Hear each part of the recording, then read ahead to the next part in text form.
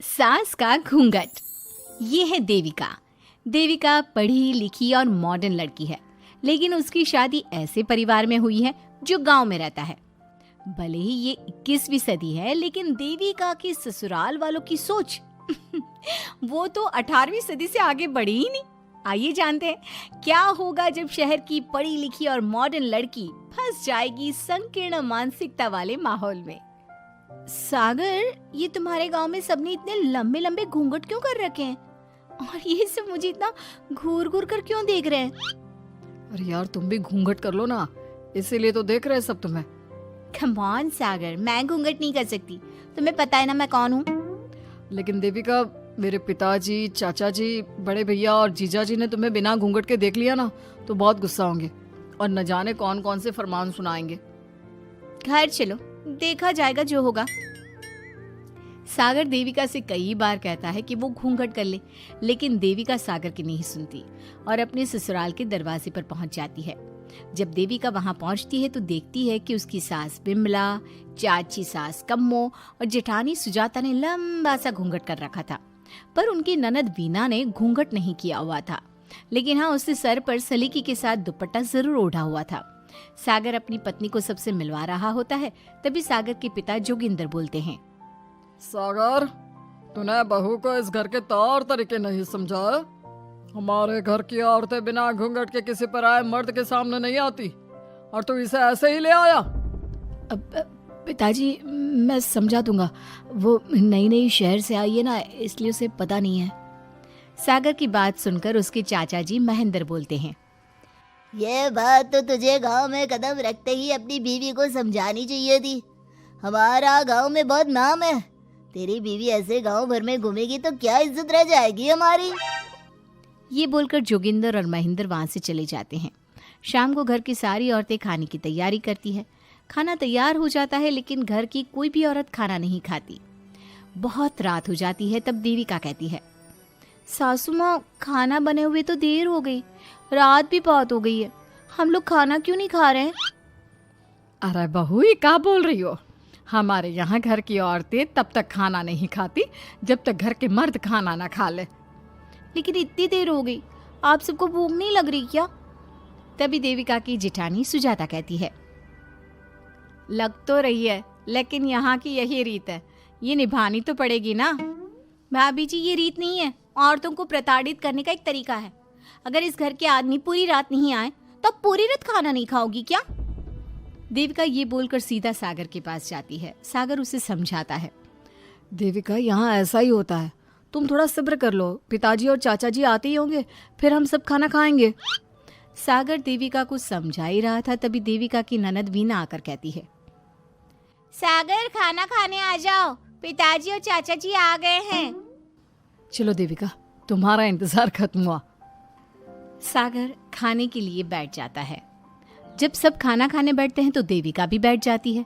सागर धीरे से उसे कहता है, अरे देविका, ये क्या कर रही हो? तुम इस तरह हमारे साथ खाना नहीं खा सकती। मगर क्यों सागर, मुझे भूख लगी है, सब लोग खा रहे हैं तो मैं क्यों नहीं खा सकती? ये हमारे घर का नियम है, पहले घर के आदमी खाते हैं और बाद में औरतें। लेकिन सागर, हमारे घर में तो ऐसा कोई नियम नहीं है। देविका और सागर में बहस छिड़ जाती है। तब सागर का बड़ा भाई कहता है, सागर, तेरी बीवी को एक बार में समझ में नहीं आता क्या कि इस घर की औरतें मर्दों के खाना खाने के बाद ही खाना खा सकती है? भैया, मैं देविका को यही समझा रहा था। मुझे तो लग रहा है कि इसके दिमाग में कोई बात ही नहीं बैठती एक बार में। भैया, मेरे दिमाग में बात तब बैठेगी ना जब आपकी बात कोई ढंग की होगी। अरे आखिर क्यों घर की औरतों को आप लोगों की बात खाना मिलेगा? हाँ, अब से पहले घर की किसी औरत ने घर की किसी मर्द से इस लहजे में बात नहीं की थी, इसलिए वो सब देविका की बात सुनकर हैरान रह गए। तभी सागर की जीजा और वीना के पति कल्याण जी कहते हैं, ये क्या है सागर, इस घर की दीवारों को औरतों की इतनी ऊंची आवाज सुनने की आदत नहीं है। अपनी बीवी को बोल जरा होश से काम ले और चुपचाप चली जाए।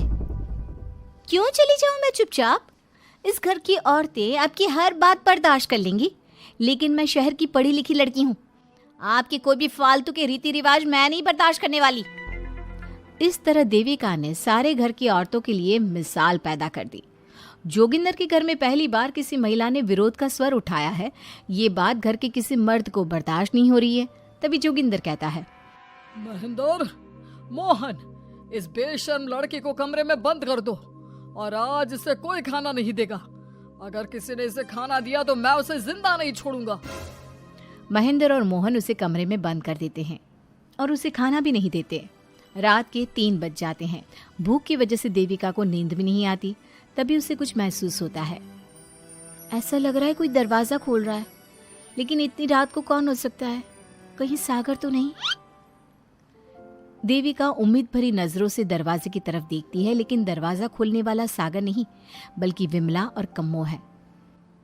माँ जी, चाची जी, आप दोनों? बहू, ये ले, हम तेरे लिए खाना लाए हैं, खा ले।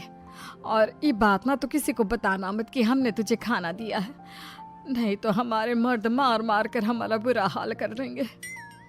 माँ जी, आप यहाँ इतना घुट घुट कर क्यों रहती हो? देविका, अब तू भी इस घर की बहू है, तू भी हमारी तरह रहना सीख ले। इस घर के कायदे कानून अपना ले। इस घर के मर्द तो कभी बदलने वाले हैं नहीं बहू, तो तू ही बदल ले अपने आप को। माँ जी, बदलाव अच्छे के लिए हो तो हमें बदलना चाहिए, बेकार और बेतुकी बातों का तो विरोध करना चाहिए। दोनों ने देविका को समझाने की कोशिश की, लेकिन देविका ने उल्टा उन्हें ही समझा दिया। इसी तरह एक दिन देविका किसी बात पर जोर जोर से हंस रही थी। तभी देविका की सास विमला ने उसे टोकते हुए कहा, अरे बहू, तू इतनी जोर जोर से क्यों हंस रही है? हमारे घर की औरत इतनी जोर जोर से नहीं हंसती।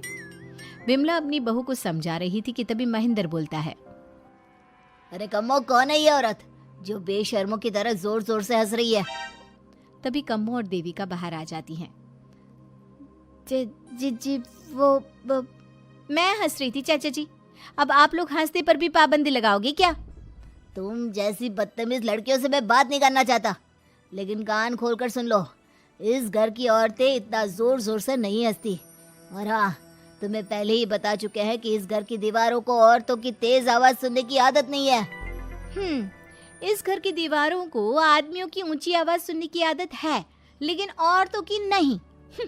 चाचा जी, आपके घर की दीवारें तो बहुत दोगली है। हर पाबंदी औरतों के लिए क्यों चाचा जी? औरतें ये नहीं कर सकती, औरतें वो नहीं कर सकती। औरतें सांस ले सकती है या उस पर भी पाबंदी है? चुप हो जाना बहू, मत बोल और घूंघट कर ले। ये तेरे चाचा ससुर है, थोड़ा तो लिहाज कर। कम्मो के समझाने पर भी देविका चुप नहीं होती। वो महेंद्र से ऐसे ऐसे सवाल पूछती है जिनका जवाब उसके पास होता ही नहीं। महेंद्र गुस्से से सागर को आवाज देता है। महेंद्र की आवाज सुनकर घर के सभी आदमी बाहर आ जाते हैं। जी चाचा जी, आपने बुलाया? अपनी मुंह जोर बीवी को यहाँ से ले जाने तो कुछ अनर्थ हो जाएगा।